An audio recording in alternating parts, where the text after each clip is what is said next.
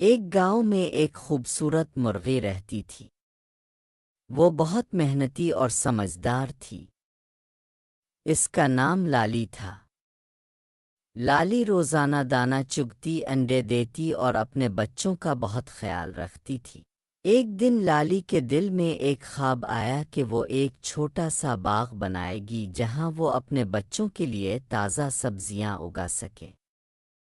اس نے بڑی محنت سے زمین کھودی، بیج بوئے اور پانی دیا۔ کچھ دنوں بعد ننھے ننھے پودے نکلنے لگے۔ لالی بہت خوش ہوئی اور روزانہ اپنے باغ کا خیال رکھتی۔ گاؤں میں ایک چالاک لومڑی بھی رہتی تھی۔ اس کا نام چنچل تھا۔ وہ ہمیشہ لالی کے انڈوں پر نظر رکھتی تھی۔ ایک دن چنچل نے لالی کے باغ کو دیکھ کر سوچا، اگر میں اس باغ کو تباہ کر دوں تو لالی پریشان ہو جائے گی اور میں آسانی سے اس کے انڈے چرا لوں گی۔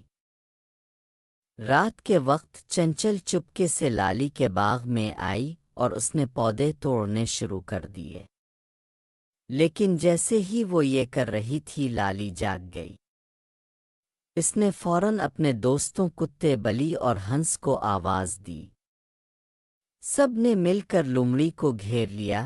چنچل گھبرا گئی اور کہنے لگی، مجھے معاف کر دو، میں آئندہ ایسا نہیں کروں گی۔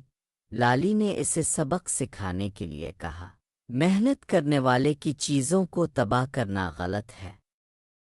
اگر تمہیں کھانے کی ضرورت ہے تو تم بھی ہمارے ساتھ مل کر کام کر سکتی ہو۔ لومڑی کو اپنی غلطی کا احساس ہوا اور اس نے وعدہ کیا کہ وہ آئندہ ایمانداری سے زندگی گزارے گی۔ اس کے بعد لالی اور اس کے دوست خوشی سے رہنے لگے اور اس کا باغ پہلے سے بھی زیادہ خوبصورت ہو گیا۔